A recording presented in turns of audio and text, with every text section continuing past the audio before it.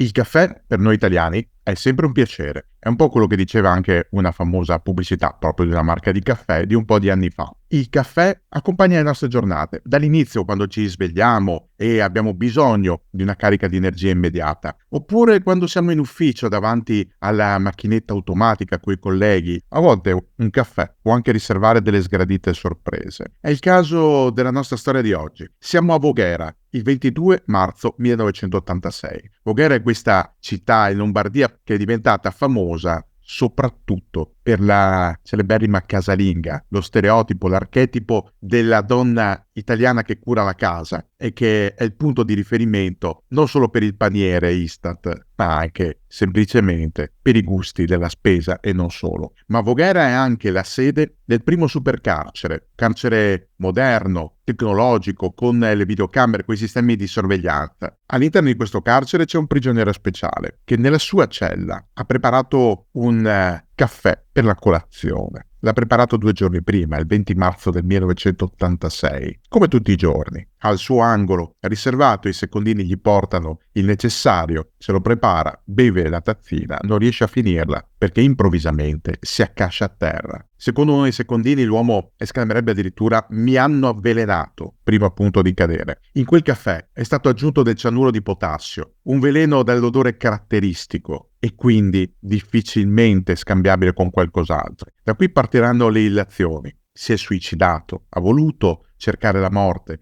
o forse gli era stato fornito il veleno in un dosaggio che lui pensava non fosse letale, solo per causare un forte malore, tale da essere trasferito in infermeria e non essere estradato dagli Stati Uniti, e invece era la dose letale. Fatto sta che il 22 marzo del 1986, dopo 2 giorni di coma, quell'uomo muore e porta con sé diversi segreti. Quell'uomo, il nostro protagonista di oggi, era Michele Sindona, avvocato, finanziere, fiscalista, criminale. Un uomo che si trovava in carcere per numerosi reati, dalla bancarotta fraudolenta alla manipolazione di titoli, sino all'omicidio. Quell'uomo aveva attraversato buona parte del periodo del boom economico, mettendo la sua impronta e gettando le basi per ulteriori scandali successivi.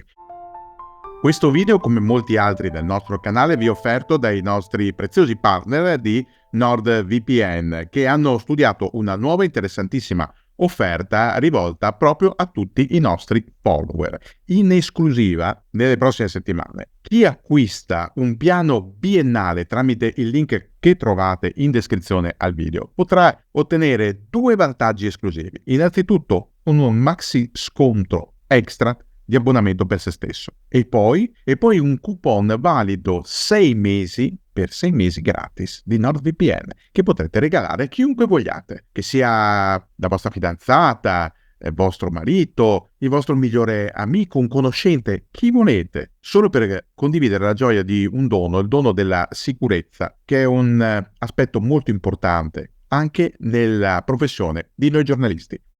Ma chi era Michele Sindona? Nativo di Patti, in provincia di Messina, in Sicilia, giovane studente, durante la seconda guerra mondiale, si ingegna mettendo in piedi una piccola attività di trasporti, prima di agrumi e poi di masserizie, con un camion. Persona sveglia, intelligente. All'università a Messina sviluppa 2 passioni. La prima è per gli origami. Avete presente quei giochi fatti con le carte? La capacità di creare non solo le barchette, ma anche uccelli e altri figuri, altri esseri con un semplice foglio di carta. Ecco, a Sindona piacciono moltissimo gli origami e piacciono anche le carte, ma altre, da gioco. Gli piace giocare a poker. Uno dei suoi migliori amici all'università si chiama Mario Barone e lo ritroveremo qualche anno più tardi. Finita l'università, Sindona molla la Sicilia e vola al nord, a Milano, perché ha capito, Michele Sindona, che è al nord che si faranno affari. La guerra è finita, l'Italia è in ricostruzione, circolano tanti soldi. Chi ha messo da parte delle fortune durante la guerra ora ha tanti soldi da spendere. Poi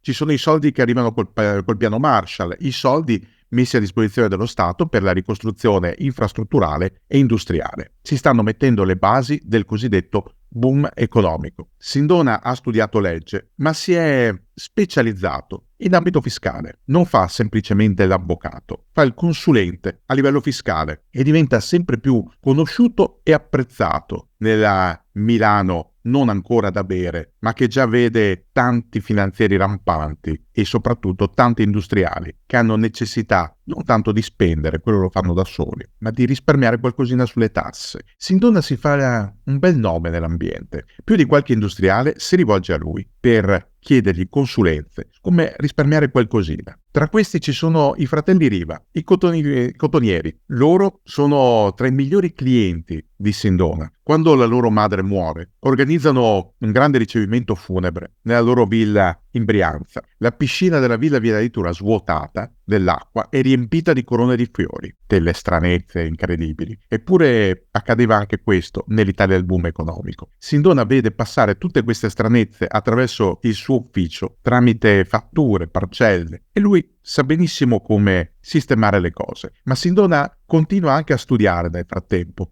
Non si accontenta di ciò che ha imparato all'università. Studia ad esempio i meccanismi all'estero che regolano un tipo particolare di società. Si chiama Anstalt e sono le società anonime. In Italia le società anonime non si possono più fare. Erano quelle società in cui le azioni non venivano depositate, quindi non c'era mai un effettivo controllo sulla compagine azionaria, mentre la nostra legge stabilisce che alcuni giorni prima di ogni assemblea delle società per azioni gli azionisti siano obbligati a depositare le proprie azioni, per quindi avere un quadro completo del quadro azionario. Nelle società anonime le azioni passano perché sono al portatore. È così che Sindona, studiando le Anstalt, avvia il suo impero. Viaggia a nord, più a nord di Milano, esattamente verso un piccolo principato che è incastonato tra la Svizzera e l'Austria. Si chiama Liechtenstein. La capitale è Vaduz. È un paese particolare, Liechtenstein. È indipendente, anche se ha un rapporto quasi simbiotico con l'Austria che ne garantisce l'indipendenza. È un paese di lingua tedesca, ma in termini finanziari la lingua franca è il francese. Sindona arriva a Vaduz con un obiettivo, quello di creare una sua società, una Anstalt. La chiama Fasco, Fasco Aktiengesellschaft, Fasco Società per Azioni. Che cos'è la Fasco? Anzi, cos'era? Era semplicemente la cassaforte pensata da Michele Sindona per convogliarvi all'interno tutto quanto sarebbe riuscito a conquistare, perché Sindona, detto in termini modelli, è un raider, è uno squalo, non si accontenta di avere solo dei piccoli industriali o anche grandi industriali lombardi che transitano per il suo ufficio chiedendogli consigli. Vuole diventare un padrone, ma non un padrone di quelli che producono, un padrone di ciò che conta davvero, delle azioni, poter influenzare il mercato attraverso le sue decisioni. Ma per farlo ha bisogno di una cassaforte sicura, che non può essere in Italia. La Fasco diventa questo, il contenitore ideale in cui parcheggiare i pacchetti azionari su cui Sindona riesce a mettere le mani. Il primo pacchetto azionario glielo offrono alcuni suoi clienti lombardi. C'è una azienda metallurgica che se la passa male e uno dei clienti di Sindona non vede l'ora di disfarsene. Chiede aiuto. Sindona dice: ci penso io, non c'è problema. Effettivamente Sindona riesce a disfarsi dell'azienda con un metodo tutto suo. Cosa fa? Prima di tutto investe qualcosina in questa siderurgia, dando l'impressione che sia in ripresa. Nel frattempo chiama un suo amico, un tale Daniel Porco, non ridete, si chiamava proprio così, che è il commerciale della Crucible Steel, una grossa acciaieria americana. Gli spiega che c'è un affare su cui possono lucrare tanti bei soldi.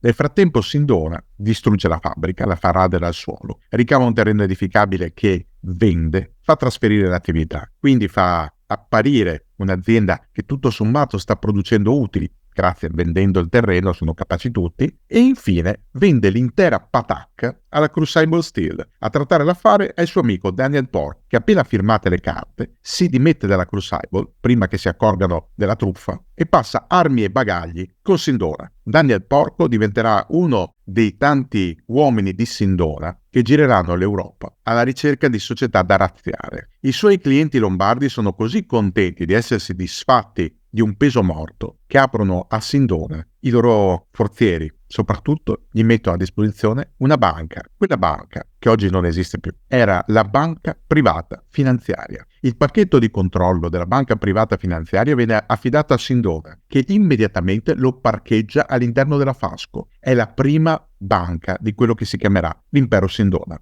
perché Sindona non si accontenta di un singolo istituto di credito. A poco comincia a prenderne altri, alcuni piccoli, magari monosportello, altri sempre più grandi. Entra ad esempio nella Volksbank di Amburgo, entra alla Mincor a Zurigo, entra in sempre più istituti anche negli Stati Uniti come la Continental Illinois Bank. Il nome di Michele Sindona comincia a essere sussurrato negli ambienti che contano. In tanti si domandano: ma chi è questo avvocato Sindona? Cosa sta facendo? Qual è la sua strategia? Perché è un uomo incredibilmente interessante da questo punto di vista, al di là delle sue manie per gli origami. È un uomo che parla poco e agisce molto soprattutto nell'ombra. Si riesce a capire la sua strategia solo a cose fatte. Sindona ha molti amici, clienti, a persone che lavorano per lui o con lui, ma anche amici pericolosi, ma questi li vedremo più avanti. Sindona soprattutto ha capito che c'è una fortuna in circolo, è una fortuna su cui mette gli occhi, ma non sarà semplice conquistarla. Ha bisogno prima di preparare un bel piano d'assalto e di avere tutte le carte giuste in mano. All'inizio degli anni 70 Michele Sindona è pronto a muovere, ha l'appoggio di diverse banche, ha l'appoggio di anonimi finanziatori, ha anche l'appoggio di parte della massoneria, perché è entrato a Piazza del Gesù, la seconda obbedienza italiana, e una loggia coperta, la Giustizia e Libertà, assieme ad altri bei nomi dell'imprenditoria italiana. Qualche anno dopo, quando la massoneria di Piazza del Gesù si spacca e parte di questa vorrà tornare verso il Grande Oriente d'Italia, anche Sindona confluirà con questo gruppo e si ritroverà nella P2, ma quella è un'altra storia. Sindona all'inizio degli anni 70 è pronto a mettere in campo tutte le sue forze per conquistare il suo reale obiettivo. Qual è? Semplice: diventare il padrone assoluto della finanza italiana. Si è accorto Michele Sindona che c'è un mare di soldi e di azioni che gira, anzi che è fermo in alcuni gangli senza un obbligo preciso di reinvestimento. All'inizio degli anni 60 lo Stato italiano ha nazionalizzato il settore dell'energia elettrica. Quindi cosa è successo? Che tutte le aziende che producevano elettricità hanno ceduto allo Stato gli asset, cioè gli stabilimenti produttivi, trasformandosi in finanziarie, perché lo Stato le ha indennizzate, ha pagato, le ha dato una massa di liquidità per rilevare le strutture. Queste ex elettriche si sono trasformate in finanziarie. Al loro interno, oltre alle liquidità, hanno anche pacchetti azionari di grossissimi gruppi industriali, ed è su queste casseforti delle ex elettriche che Sindona ha puntato gli occhi. Se riesce a comprarne 2 o 3, può diventare il padrone assoluto della finanza italiana. La prima vittima di Sindona è la centrale finanziaria, è l'ex elettrica del nord-ovest d'Italia. Qui entra in gioco un'altra tattica di Sindona, la tattica più subdola. Sindona non parte all'attacco in maniera aperta con un'OPA. No signori, cerca di mettere in difficoltà gli azionisti, specula sui mercati in modo da rovinare i suoi concorrenti, far abbassare drasticamente le azioni, per poi presentarsi come il salvatore della situazione. Siete in difficoltà? Ci penso io, compro io le vostre quote. E questo è il metodo Sindona. E con alcune speculazioni la centrale è sua. È il primo passo. La centrale è un bel boccone, ma Sindona non si accontenta. Mette subito nel mirino un'altra società, la Bastogi, ex ferroviaria e elettrica del Sud Italia. Se con la centrale ha già fatto un bel passo in avanti, prendendosi la Bastogi, Sindona diventerebbe inattaccabile. Qui però succede qualcosa. La Bastogi è un boccone troppo grosso, non tanto per le fauci dello squalo Sindona, quanto per lo Stato italiano, perché intervengono 2 personalità pubbliche. Il primo è Guido Carli, governatore della Banca d'Italia. Il secondo è Ugo La Malfa, politico repubblicano, ministro. Perché intervengono? Perché parte delle azioni Bastogi sono parcheggiate all'interno del fondo pensionistico dei dipendenti di Banca d'Italia, oltre a una partecipazione proprio del Ministero del Tesoro. Se Sindona mette le mani sulla Bastogi, rischia di rovinare anche dei cittadini inconsapevoli. Sindona quindi si ritrova contro non solo il resto della finanza italiana che capisce la sua tattica e gli fa muro, ma addirittura la politica che fa di tutto per evitare che lui riesca a mettere le mani sulla Bastogi. E cosa accade? Che invece di far abbassare il valore delle azioni, le azioni improvvisamente hanno un rimbalzo tale da far crollare il valore dei titoli in mano a Sindona, che in quel momento ha due scelte davanti: insistere e bruciare tutto quello che ha per provare a conquistare la Bastogi, oppure ritirarsi, ed è quello che alla fine fa. Capisce che ha esagerato, non può continuare, deve fermarsi, si ritira e, come segno di buona volontà, affida la centrale finanziaria a un altro banchiere, uno del mestiere, uno che abbiamo già incrociato, Roberto Calvi, che sta diventando il dominus del Banco Ambrosiano. Tra l'altro, Sindona e Calvi, oltre ad avere entrambi la passione per i segreti, si ritroveranno entrambi negli elenchi della P2. Non è una casualità. Tutti e due fanno affari con Licio Gelli, con Umberto Ortolani, con altri aderenti alla P2 e anche con Monsignor Paul Casimir Marcinkus, il prelato americano di origine lituana, venuto dall'America per mettere ordine nelle finanze vaticane. Sindona nel frattempo continua a muoversi, non si è rassegnato. Ha sviluppato un altro meccanismo sui cambi. Ha preso il controllo di diverse società in Estremo Oriente, soprattutto a Singapore, dove gioca come se fosse un gioco d'azzardo, teoricamente con se stesso, sui cambi delle valute. In realtà è un complesso meccanismo per riciclare denaro, perché quei soldi Sindona non li ha presi solamente dalle varie banche e dalle varie aziende che ha conquistato nel suo percorso. Gli sono stati affidati soprattutto dalla mafia, da Cosa Nostra, che ha bisogno di ripulire tantissimi capitali. E lì entra in gioco il sistema Sindona. Fingere attraverso una società da lui partecipata, con dei mandati fiduciari, di riuscire a fare dei giochi in borsa o sui cambi azionari, pagando solamente la piccola tassa prevista per ripulire tutto il denaro. Il denaro che Sindona immette in questi canali è denaro sporco. Pagando, immaginate, le lavanderie a gettone, pagando giusto la monetina, lui ottiene in cambio il denaro pulito da restituire ai suoi clienti. Ma questi giochi sono molto pericolosi. Se ne accorge Sindona all'inizio del 1974. Nonostante Giulio Andreotti, sì, proprio lui, lo insignisca del titolo di salvatore della lira, Sindona commette un errore dietro l'altro, sbaglia i suoi calcoli sui cambi, scommette sul dollaro, gli va male, scommette sulla lira, va ancora peggio, brucia buona parte del denaro, sia che ha nelle riserve delle proprie banche, che quello che gli è stato affidato. Ha necessità assoluta di recuperare. E qui entra in gioco il suo vecchio amico, Mario Barone, che nel frattempo ha fatto carriera, dai tempi dell'università in cui giocava a poker con Sindona. Ha scalato i gradini del Banco di Roma e dal Banco di Roma esce una prima importante iniezione di liquidità per puntellare il traballante impero Sindona. Ma non basta, non può bastare, perché gli ammanchi sono sempre più pesanti. Sindona cerca di mascherarli col sistema delle camere comunicanti, quindi fa trasferire il denaro lasciando dei depositi fiduciari qui e lì, ma in realtà il denaro è sempre meno e le casse sono sempre più vuote. Una telefonata, ad esempio, alla Mincor di Zurigo fa scoprire che molti conti sono stati estinti per compensazione. Cosa significa? Che il denaro che era lì presente è stato utilizzato per compensare buchi che erano da un'altra parte, ad esempio ad Amburgo, o magari a Londra, o alla Franklin National Bank di New York, una delle 20 maggiori banche degli Stati Uniti, che Sindona ha comprato nel 1972 e che 2 anni dopo è sull'orlo del fallimento. I soldi sono spariti, sono stati bruciati, non ci sono più. Sindona è in crisi, allora cerca di farsi aiutare dai suoi amici, non più solo Mario Barone. Chiede aiuto alla P2, chiede aiuto alla mafia. Sindona ha anche un altro problema. La Banca d'Italia ha mandato degli ispettori nelle sue banche, a cominciare dalla banca privata finanziaria. Ispettori che redigono un rapporto molto allarmante. La situazione della BPF è prossima al collasso. Sindona cerca di salvare il salvabile fondendo la banca privata finanziaria con la Banca Unione, creando la banca privata italiana. Ma è un espediente di poco conto. La fusione, che dovrebbe sostanzialmente creare un nuovo istituto, dura poco. Tra i risparmiatori si sono già diffuse notizie allarmanti e in molti si precipitano agli sportelli per ritirare i propri risparmi, sempre se riescono ancora a trovare qualcosa. Alla fine di settembre del 1974, la magistratura italiana, allertata da Banca d'Italia, decide di procedere contro Michele Sindona. Spicca mandato di cattura. L'accusa è quella di bancarotta fraudolenta, ma Sindona è sparito, non c'è più, non si trova. È andato a New York, risiede in una suite all'attico dell'Hotel Pierre, in pieno centro di Manhattan. Nessuno lo va ad arrestare lì.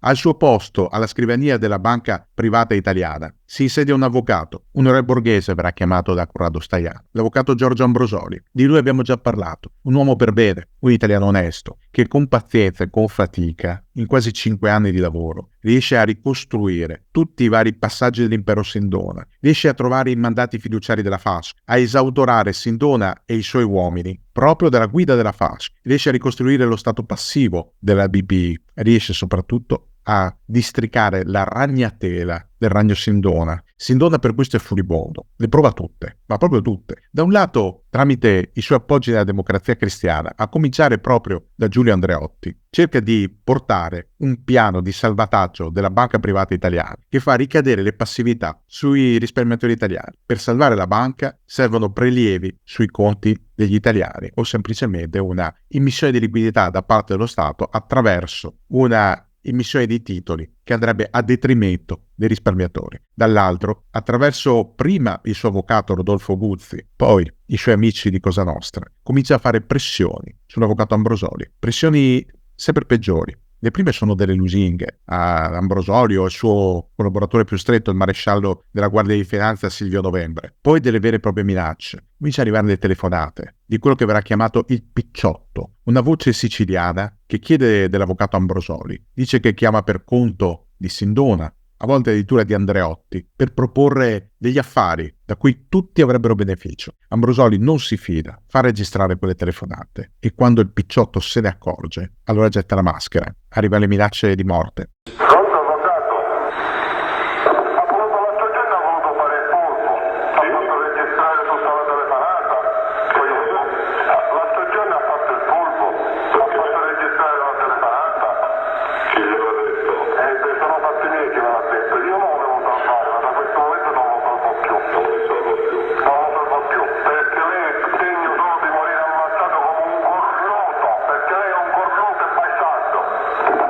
E sarà morte per l'avvocato Ambrosoli, perché Sindona non intende demordere, non vuole mollare l'osso. I suoi amici della mafia italo-americana gli hanno messo a disposizione un killer, si chiama William Joseph Aricò, detto Bill, è già evaso dal carcere e arriva a Milano nell'estate del 79 con l'incarico preciso di uccidere l'avvocato Ambrosoli. Il contatto è stato fornito da Robert Venetucci, un mafioso. È lui a garantire per Aricò, che nel luglio del 1979, in una sera, compie la sua missione. Aspetta Giorgio Ambrosoli fuori casa. L'avvocato sta rincasando dopo una serata con gli amici. Il giorno dopo deve andare a porre le ultime firme in tribunale e poi raggiungere la famiglia in ferie. Non la raggiungerà mai. Nel buio, Bill Aricò gli spara più e più colpi di pistola e lo uccide. Dopo avergli detto mi scusi, signor Ambrosoli. Ai funerali di Giorgio Ambrosoli ci saranno pochissime persone fuori dalla famiglia. Uno di questi è Baffi, il governatore di Banca d'Italia, e qualche mese prima era stato costretto alle dimissioni da un'inchiesta della magistratura, davvero speciosa, possiamo dire pilotata. Un'inchiesta su commissione per bloccare le inchieste che Banca d'Italia sta facendo non solo su Sindona, ma anche su Roberto Calvi. Quello che avviene in seguito potrebbe sembrare una commedia dell'assurdo, ma così non è. Michele Sindona, tutti sanno che lui il mandante dell'omicidio Ambrosoli, sparisce nel nulla, in scena una specie di sequestro, ma un sequestro che fa ridere, un sequestro operato da un sedicente comitato proletario eversivo per una vita migliore. Ma chi ci crede? È un tentativo per scimmiottare le Brigate Rosse, ma le Brigate Rosse non hanno intenzione di prendersela con Sindona, hanno altri piani. A Sindona serve solo del tempo per recarsi indisturbato in Sicilia, alla ricerca di due cose: soldi, perché ne ha bisogno,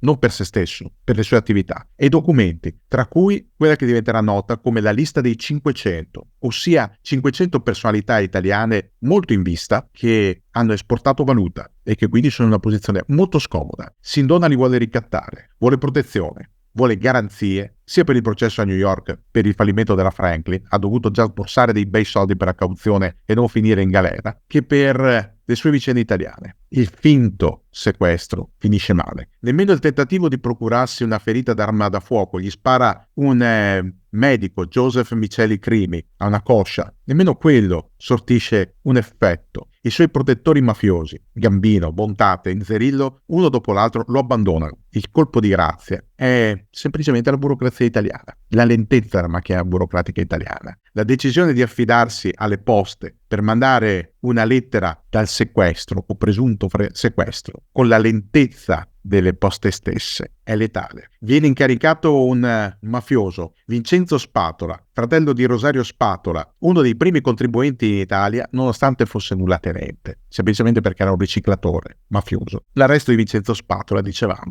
mentre cercava di recapitare una lettera di Sindona, quella lettera che le poste non avevano fatto in tempo a consegnare, quell'arresto fa cadere tutto. Sindona si consegna spontaneamente, ferito, alla giustizia. Lo attendono diversi processi. Lo attende il processo negli Stati Uniti. 65 capi d'accusa, frode, spergiure, false dichiarazioni bancarie, appropriazione indebita, bancarotta fraudolenta. Il tribunale di Manhattan gli commina 25 anni di carcere per il fallimento della Franklin National Bank, il più grave scandalo finanziario negli Stati Uniti fino al 2007, e lo multa per $207.000. Ma c'è anche l'Italia che lo reclama. Bill Ricco non c'è più, è morto in un non ben chiaro tentativo di evasione dal carcere di Long Island, ma la famiglia Ambrosoli non si è mai arresa, vuole giustizia per Giorgio, vuole che quell'uomo, Michele Sindona, che ha ordinato la morte di un uomo per bene, paghi per ciò che ha fatto. Viene quindi estradato Sindona in Italia il 25 settembre del 1984 e rinchiuso a Voghera. È qui che comincia a ricevere le visite di tante persone, tra cui un agente della CIA, Carlo Rocchi, e le visite di giornalisti, tra cui Enzo Biagi, che lo intervistano. Sindona con loro scherza, dice che è tutto un equivoco, che se la caverà, ma non è così. Il 16 marzo del 1985 si apre il processo per il crack della banca privata italiana. È un processo che si conclude con una condanna a 12 anni di prigione, bancarotta fraudolenta. Un anno dopo, il 18 marzo del 1986, arriva la condanna all'ergastolo per l'omicidio Ambrosoli. Sindona è riconosciuto mandante, è stato lui ad armare la mano di Bill Ricco. 2 giorni dopo arriva il caffè corretto. 4 giorni dopo Sindona è morto. Muore portando con sé tanti segreti, tanti misteri. Più di qualcuno tira un sospiro di sollievo per la scomparsa di Michele Sindona, ma cercando quella famosa lista che non si troverà mai, i magistrati italiani metteranno le mani su un'altra lista, un altro elenco, l'elenco degli affiliati alla P2. Sarà un altro terremoto per l'Italia repubblicana, un terremoto che porterà alla nascita del primo governo guidato da un laico, dopo tanti governi a guida DC, che porterà a una rivoluzione all'interno delle forze armate, dei servizi di sicurezza, della polizia, della magistratura, e che condurrà anche alla tragica morte di Roberto Calvi, di cui abbiamo già parlato nel canale. A distanza di quasi 40 anni dalla morte di Michele Sindona, ancora oggi ci domandiamo, ma effettivamente perché Sindona era così protetto non solo dalla mafia ma anche dalla politica italiana? Perché un personaggio come Giulio Andreotti accettava che il Picciotto, il telefonista che minacciava Ambrosoli, oppure l'avvocato Guzzi o lo stesso Sindona spendessero il suo nome come patrocinante, come garante della situazione di Sindona? Perché non è stato fatto nulla per aiutare Giorgio Ambrosoli? Perché 2 giudici appartenenti ideologicamente alla DC, come Infelisi e Alibrandi, arrivarono a indagare su Banca d'Italia, a far arrestare il direttore generale Sarcinelli, a forzare le dimissioni Paolo Baffi solo per proteggere Sindona? Perché? Sono tanti gli interrogativi sul mistero Sindona, compreso quello della tazzina di caffè. Perché quel veleno nella tazzina? Se l'ha messo Sindona, perché l'ha fatto? E se gli era stato magari detto che era solo una dose minima per procurargli un malore, perché invece gli è stata data una dose letale? Cosa si voleva nascondere con la morte di Sindona? Cosa è stato cancellato, omesso, nascosto con la morte di Sindona? Sono domande che ancora oggi in tanti ci poniamo. Io stesso. Sono domande che speriamo prima o poi possano ottenere una definitiva e chiara risposta. Sindona lei lo conosce? Sindona non lo conosco, non l'ho mai visto di persona, comunque direi che ho della simpatia per lui, se non altro come colleganza professionale, perché era un avvocato di modeste fortune negli anni 50 ed è riuscito a creare un grosso patrimonio, soprattutto a fare molto, anche se purtroppo poi gli è crollato in mano tutto il castello che aveva costruito, ma ha dimostrato negli anni 60 e 70 di saper costruire un grosso impero.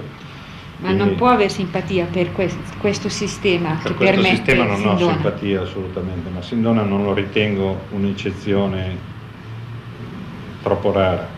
di Sindona probabilmente ce n'è qualcuno ancora in giro. Cambia il nome, cambia la faccia, ma la sostanza rimane.